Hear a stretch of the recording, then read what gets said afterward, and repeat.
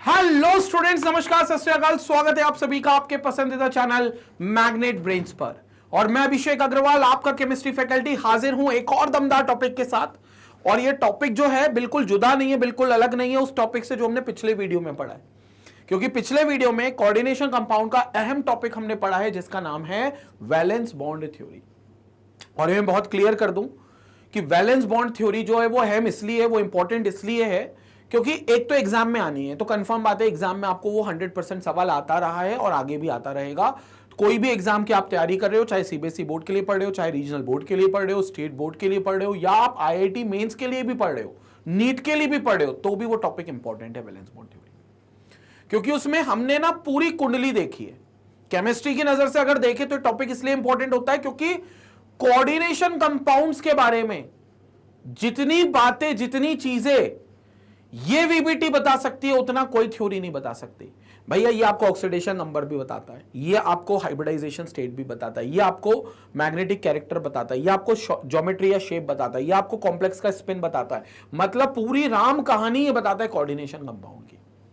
तो इसलिए केमिस्ट्री की नजर से भी valence bond theory coordination compounds के लिए बहुत इंपॉर्टेंट होती है। लेकिन कुछ ऐसी बातें भी हैं जो हमें वीबीटी से पता नहीं चलती हैं और वो बन जाती हैं वैलेंस बॉन्ड थ्योरी की लिमिटेशंस। वैलेंस बॉन्ड थ्योरी की जो सीमा है वो बन जाती है कि यार वैलेंस बॉन्ड थ्योरी ये चीजें नहीं बता पाया। ड्रॉबैक नहीं बोलूंगा मैं इसको मैं बोलूंगा लिमिटेशंस। ड्रॉबैक और लिमिटेशन में अंतर क्या है? ड्रॉबैक किसी थ्योरी का वो होता है जिसमें कुछ बात बोली गई हो लेकिन वो गलत साबित हो गई है।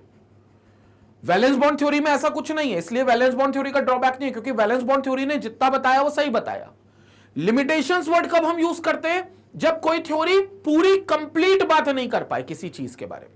जैसे कोऑर्डिनेशन कंपाउंड का कंप्लीट इंफॉर्मेशन नहीं दिया, बहुत कुछ दे दिया लेकिन कुछ थोड़ा बहुत था जो नहीं दे पाई, इसलिए इसकी लिमिटेशंस होंगी।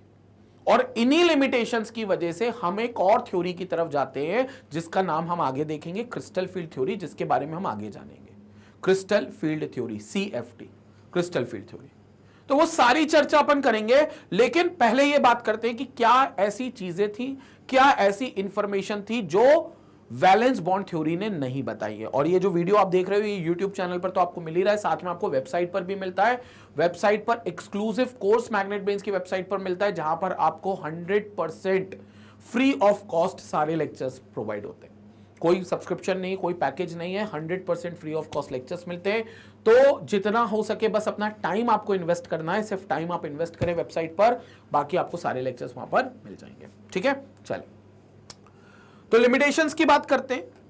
तो बात स्टार्ट करते थ्योरी पढ़ना। Although this theory explained the formation, shape, structure and magnetic behavior of complexes successfully, but it suffers from the following shortcomings. ऐसे तो ये थ्योरी बहुत कुछ बताती है, बहुत कुछ समझाती है, बहुत कुछ हमको पढ़ाती है, लेकिन कुछ ऐसी बातें भी हैं जो वो नहीं बताती। शेप बताती है, स्ट्रक्चर बताती है, फॉर्मेशन समझाती है, मैग्नेटिक बिहेवियर समझाती है, लेकिन क्या क्या चीजें नहीं बताती है वो इसकी लिमिटेशन है। पहला, it involves a number of assumptions. यहां पर इस थ्योरी में कई अजम्पशंस माने गए, कई अजम्पशंस ऐसे माने गए हैं इस थ्योरी के अंदर कि जैसे लिगेंड जो है वो एक लोन पेयर डोनेट करेगा तो वो उसके ऑर्बिटल में रहेगा, वहां पर ऑर्बिटल्स की ओवरलैपिंग होगी मेटल के ऑर्बिटल्स की लिगेंड के ऑर्बिटल्स के साथ। तो ये कुछ अजम्पशंस है जो इस पे माने गए, जिसका कोई प्रैक्टिकल एग्जिस्टेंस या कोई उस एग्जिस्टेंस का 100% सो कॉल्ड प्रूफ नहीं है, लेकिन कुछ अजम्पशंस है जो माने गए। एक बात। दूसरी बात, it describes bonding in coordination compounds only qualitatively. ये बॉन्डिंग जो बताती है क्वालिटेटिवली एक्सप्लेन करती है और सिर्फ क्वालिटेटिवली समझाती है। बॉन्ड की स्ट्रेंथ क्या होगी, बॉन्ड कितना स्ट्रांग होगा, बॉन्ड ऑर्डर क्या होगा, क्वांटिटेटिव नंबर्स पे ये बात नहीं करती है। तो ये लिमिटेशन है। क्वालिटेटिवली बहुत कुछ एक्सप्लेन करती है बट क्वांटिटेटिवली ये एक्सप्लेन नहीं कर पाती है। तीसरी चीज, it does not offer any explanation for the optical absorption spectra of complexes, or in other words it could not give any satisfactory explanation for the color of the complexes. सबसे important limitation जिसके लिए हमें CFT के पास जाना पड़ गया, coordination compounds में अलग अलग कलर क्यों दिखते हैं? कॉम्प्लेक्स सॉल्ट सब अलग अलग कलर के होते हैं, कुछ वॉयलेट होता है, कुछ रेड होता है, कुछ पर्पल होता है, कुछ ग्रीन कलर का होता है।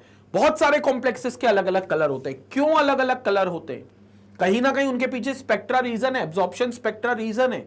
उस एब्जॉर्प्शन स्पेक्ट्रा को, या इन शॉर्ट हम सिंपल शब्दों में कहें तो उन कोऑर्डिनेशन कंपाउंड्स में पाए गए डिफरेंट कलर्स को ये थ्योरी ने नहीं समझाया कि वो कलर क्यों आते हैं, एब्जॉर्प्शन स्पेक्ट्रा क्यों देखने में आता है। इसका जवाब आपको सीएफटी में मिलेगा, क्रिस्टल फील्ड थ्योरी में। तो यहां पर colour of the coordination compounds को ये बताने में, कोऑर्डिनेशन कंपाउंड्स का कलर बताने में ये थ्योरी नाकाम रही, ये थ्योरी असफल रही। Next, it does not describe the detailed magnetic properties of coordination compounds. Magnetic properties की डिटेलिंग नहीं दे पाई। पैरामैग्नेटिक और डायमैग्नेटिक बता दिया, लेकिन एक और कुछ मैग्नेटिक कैरेक्टरिस्टिक्स और होते हैं, फेरोमैग्नेटिक, फेरीमैग्नेटिक, सॉलिड स्टेट्स के होते हैं, और ये कॉम्प्लेक्सेस सॉलिड्स जो होते हैं वो सॉलिड स्टेट में होते हैं। तो वो पैरामैग्नेटिक प्रॉपर्टीज के बारे में कोई एक्सप्लेनेशन नहीं दिया, सिर्फ शॉर्टकमिंग में ये सिर्फ इन शॉर्ट इनने ये रखा कि अगर कोई भी इलेक्ट्रॉन पेयर्ड अप, कोई भी इलेक्ट्रॉन अनपेयर्ड नहीं है, सारे पेयर्ड अप है तो डायमैग्नेटिक, एक भी इलेक्ट्रॉन अनपेयर्ड हो गया तो इट विल बी पैरामैग्नेटिक। बस ये इनने एक ओवरव्यू दिया, बाकी कोई भी इनने ऐसी बात नहीं बोली जिसमें मैग्नेटिक बिहेवियर के बारे में इन डिटेल हमें कुछ पता चले। और भी लिमिटेशन है, पहले इसका स्क्रीनशॉट ले लें, पहले इस पार्ट का स्क्रीनशॉट ले लें, इसके अलावा भी और भी लिमिटेशन है। Next, it does not give a quantitative interpretation of the thermodynamic और kinetic stabilities of coordination compound. कोई भी क्वांटिटेटिव इंटरप्रिटेशन इस बात का नहीं मिला कि हीट करने पर भी कोई कोऑर्डिनेट कंपाउंड क्यों स्टेबल रहता है, थर्मोडायनामिकली भी क्यों कोऑर्डिनेट कंपाउंड कोई स्टेबल होता है। जैसे हम नॉर्मल सॉल्ट किसी को भी लें, अगर उसको हीट करें तो वो क्या कर जाएगा, अपने आप को डिकम्पोज कर लेगा, राइट। लेकिन कोऑर्डिनेट कंपाउंड बड़ी आसानी से डिकम्पोज नहीं करते, इनके पास अच्छी खासी थर्मल स्टेबिलिटी होती है। थर्मल स्टेबिलिटी मतलब हीट मिलने पर भी ये अपने आप को तोड़ नहीं रहा, अपने आप को डिकम्पोज नहीं कर रहा है। क्यों नहीं कर रहा है, इस बात का कोई भी क्वांटिटेटिव इंटरप्रिटेशन इस थ्योरी से नहीं मिलता। थर्मोडायनामिक स्टेबिलिटी के बारे में थ्योरी कुछ एक्सप्लेन नहीं करती, या कह लो काइनेटिक स्टेबिलिटी के बारे में थ्योरी कुछ एक्सप्लेन नहीं करती। तो ये अगेन एक लिमिटेशन है। It does not make exact prediction regarding the tetrahedral or square planar structure of four coordinate complexes. Exactly कौन tetrahedral बनाएगा और कौन square planar complex बनाएगा, ML4 टाइप का। अगर आपके पास ML4 टाइप का कॉम्प्लेक्स है, मतलब मेटल है और उसके साथ 4 लिगेंड एसोसिएटेड है, तो एग्जैक्ट इंटरप्रिटेशन ये मॉलिक्यूल को देखकर नहीं बोल सकता कि फलाना मॉलिक्यूल देखकर ML4 टाइप का है तो ये बोल दे कि भाई ये तुम स्क्वायर प्लेनर बनाओगे, या तुम ML4 टाइप के हो तो तुम टेट्राहेड्रल बनाओगे। ये देखकर नहीं बता सकता, आपको पहले इसकी हाइब्रिडाइजेशन देखनी पड़ेगी, आपको VBT एग्जीक्यूट करनी पड़ेगी, उस पर वैलेंस बॉन्ड थ्योरी अप्लाई करनी पड़ेगी, तब आपको पता चलेगा कि स्क्वायर प्लेनर है कि टेट्राहेड्रल है। लेकिन अगेन ये बहुत ज्यादा एग्जैक्ट प्रेडिक्शन उस मामले में नहीं दे पाता, मतलब even after applying the VBT, वो VBT अप्लाई करने के बाद भी एग्जैक्ट सही प्रेडिक्शंस नहीं आती, क्योंकि कुछ मॉलिक्यूल्स ऐसे जो ये प्रेडिक्ट करता है स्क्वायर प्लेनर होंगे, बट वो होते टेट्राहेड्रल है। एक्सेप्शंस है वो सारे, कुछ ऐसे प्रेडिक्ट करेंगे जो टेट्राहेड्रल है लेकिन होते स्क्वायर प्लेनर है। Again they are all exceptions, again they are all exceptions. तो वो एग्जैक्ट प्रेडिक्शन ये नहीं दे पाता। And the last thing is it does not distinguish, सबसे इंपॉर्टेंट बात, between weak and strong ligands. It does not distinguish between weak and strong ligands, weak and strong ligands, weak and strong ligands। बार बार बोल रहा हूं, reel अटकी नहीं है, बार बार बोल रहा हूं क्योंकि इंपॉर्टेंट है भाई। That is, it cannot explain why some complexes are low spin and others are high spin।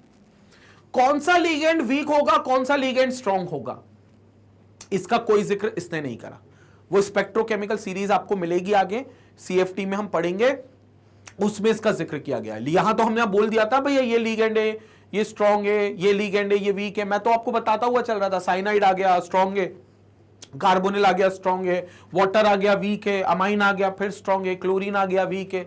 यहां तो मैं आपको बताकर चल रहा हूं, इसमें VBT ने नहीं बताया, तो मैंने आपको बताया, और मैंने इसलिए बताया क्योंकि आगे स्पेक्ट्रोकेमिकल सीरीज से मुझे पता चला, जो मैं आपको भी बताऊंगा आगे सीरीज। लेकिन VBT का उसमें कोई योगदान नहीं।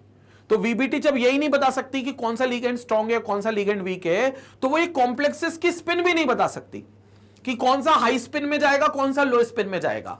ये बात है कि जब स्ट्रॉन्ग फील्ड होगा तो लो स्पिन कॉम्प्लेक्सेस बनेंगे, जब वीक फील्ड लिगेंड होगा तो हाई स्पिन कॉम्प्लेक्सेस बनेंगे। लेकिन ये लिगेंड के दम पर बनेंगे, और लिगेंड का दम जो है वो इनने नहीं बता पाए कि स्ट्रॉन्ग लिगेंड है कि वीक लिगेंड है, लिगेंड का दम VBT नहीं बता पाए। तो इसका मतलब कॉम्प्लेक्स की स्पिन भी VBT से नहीं पता चली। ठीक है, तो ये कॉम्प्लेक्स की स्पिन नहीं बता पाएंगे कि कौन सा लो स्पिन है कौन सा हाई स्पिन है, क्योंकि उसके लिए फील्ड जो लिगेंड्स है उनकी फील्ड की स्ट्रेंथ पता होनी चाहिए, कौन सा स्ट्रॉन्ग फील्ड लिगेंड है कौन सा वीक फील्ड लिगेंड है। So these are the limitations जिसके कारण हम वीबीटी को खारिज कर, मतलब वीबीटी को हम कंप्लीट नहीं मानते, इनकंप्लीट मानते, खारिज नहीं करते भाई। खारिज ये वीबीटी के भरोसे हमारा कोऑर्डिनेशन कंपाउंड की इतनी सारी चीजें हमें पता चली हैं, ये देखो कितनी सारी चीजें अपने को पता चली थी, तो ये सच चीज है, ये सत्य है भाई, तो इसको हम लेकर चलते, इसको हम खारिज नहीं करते, बिल्कुल नहीं करते, लेकिन हम इसके साथ दूसरी थ्योरी पर भी जाते हैं। पहले स्क्रीनशॉट लो इसका। तो इस थ्योरी के साथ हम डेफिनेटली दूसरी थ्योरीज पर भी जाते हैं, जहां से हम जो इसने नहीं बताया वो चीजों को पता लगाते हैं उस थ्योरी की मदद से। और वही थ्योरी में एक थ्योरी है क्रिस्टल फील्ड थ्योरी, जिसको हम सीएफटी कहते हैं। हालांकि वो सीएफटी जो है वो हम अपने आने वाले वीडियो में देखेंगे, क्योंकि इस वीडियो में सिर्फ हमने लिमिटेशंस की बात करनी थी वीबीटी की। जो क्रिस्टल फील्ड थ्योरी होगा उस थ्योरी को हम अपने आने वाले वीडियो में देखने वाले हैं। तो अगला वीडियो आपको प्रोबेबली सीएफटी का मिलने वाला है, सीएफटी क्रिस्टल फील्ड थ्योरी, और बहुत शानदार थ्योरी है। वो जो कलर नहीं बता पाता, वो जो लिगेंड की फील्ड नहीं बता पाता वीबीटी, वो सारे जवाब आपको सीएफटी से मिलेंगे, ठीक है। बाकी आपको पता है मैग्नेट ब्रेन्स के प्लेटफॉर्म पर नर्सरी से लेकर 12th क्लास तक का, आप किसी भी क्लास में हो, आप कोई सा भी सब्जेक्ट पढ़ना चाहते हो, सभी सब्जेक्ट के एक्सक्लूसिव कवरेज, पूरे सिलेबस का कवरेज अवेलेबल है यूट्यूब चैनल पर भी और मैग्नेट ब्रेन्स की वेबसाइट magnetbrains.com पर भी। और अगर आप सीबीएसई के अलावा स्टेट बोर्ड्स की तैयारी कर रहे हो जैसे यूपी बिहार बोर्ड की, या आप किसी कॉम्पिटिटिव एग्जाम की तैयारी कर रहे हो जैसे एनटीएससी ओलंपियाड या सीयूईटी, आईआईटी, नीट की, या कोई बड़े भैया दीदी आपके गवर्नमेंट सेक्टर के एग्जाम की तैयारी कर रहे हैं, बैंकिंग, इंश्योरेंस में, एसएससी में, यूपीएससी में, जैप कैब में, आरआरबी में, इन सब में अगर कोई एग्जाम की तैयारी कर रहा है तो इसके लिए भी एक्सक्लूसिव जो कंपटीशन है, पूरा कंपटीशन चैनल आपके लिए अवेलेबल है। वहां से जाकर आप पूरे लेक्चर्स को एक्सेस कर सकते हो। और अगर अलग अलग लेक्चर्स पे जाकर दिक्कत होती है, प्लेलिस्ट को एक्सेस करने में दिक्कत हो रही है, तो सबसे अच्छा और बेहतर तरीका है वेबसाइट पर जाकर सारे लेक्चर्स देख लो। magnetbrains.com की वेबसाइट है, वहां पर आपको सारे लेक्चर्स की प्रॉपर प्लेलिस्ट मिल जाएगी, पूरी क्वेश्चंस की शीट मिल जाएगी, थ्योरी आपको सीक्वेंस वाइज मिल जाएगी, टेस्ट सीरीज जो होगी वो यहाँ पर मिल जाएगी। सब कुछ यहाँ पर आपको अवेलेबल होगा वेबसाइट पर, magnetbrains.com की वेबसाइट पर।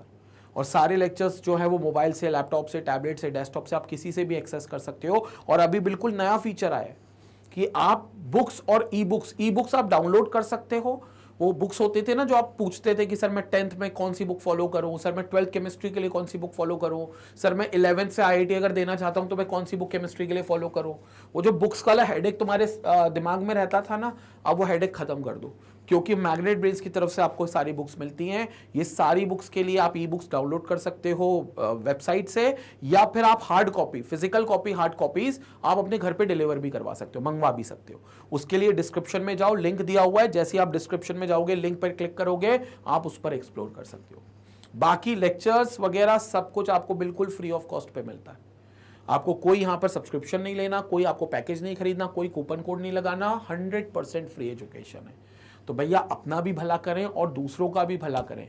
दूसरों का भला ऐसा कर सकते हैं कि आप चैनल को दूसरों तक पहुंचा सकते हैं, उन लोगों के साथ शेयर कर सकते हैं जिनको नीड है एजुकेशन की, जो लाखों रुपए खर्च करके नहीं पढ़ सकते। आप उन तक इस चैनल का लिंक शेयर कर सकते हैं, वीडियो का लिंक शेयर कर सकते हैं। इसी तरीके से मैग्नेट ब्रेन्स को अपना प्यार और सपोर्ट बनाए रखें। Stay tuned, stay connected. Thank you.